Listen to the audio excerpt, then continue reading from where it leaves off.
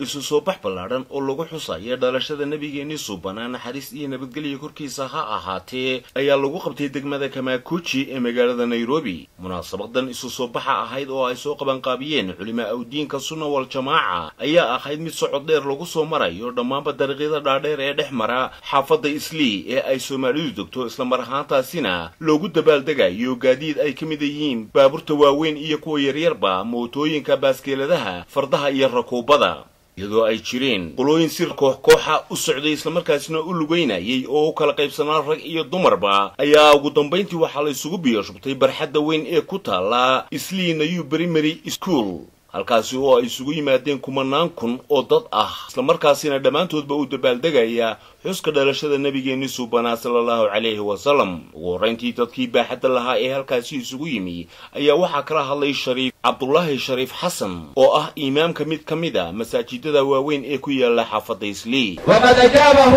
الحافظ السيوطي في كتابه حسن المقصد في مولد النبي صلى الله عليه وسلم. ولا ليا أئمتي وأول احتفالين لما شيء عالمك سيدات بقولوا سرقوها لما له احتفال واحد عنه ما هذا مناسب مع هذا إلا قبل هذا المولد النبي صلى الله عليه وسلم نقول هذا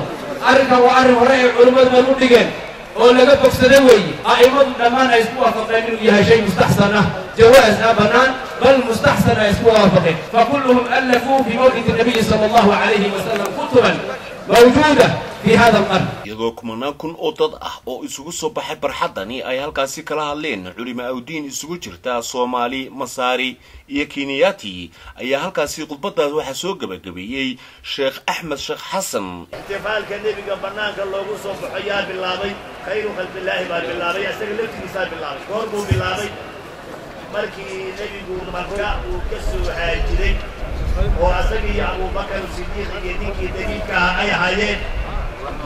subaxdii ay Madiina imaanahayeen waxaa markay isweydiin u baahan khayru khalqillaahi shaarici buu ahaa wax kasta asaga looga deganahay intaasoo kun oo gabdhood baa inta banaanka u soo baxay bay yay nabiga maaragtay ay ku farxayaan oo ku heesahayaan oo amdaxdaas bay qaadahayeen. iyadoo sanad kasta wadanka Kenya gaar ahaan magaalada Nairobi laga xuso dhalashada nabigeena suubana naxariis iyo nabadgelyo korkiisa ha ahaatee ayaa la oran karaa sanadkani waxa uu ahaa sanadkii ugu baaxadda weynaa tirada dadka iyo gaadiidkaba. Ilaahay Cabdi Cali, TV qaranka Jamhuuriyadda Somaliland, Nairobi.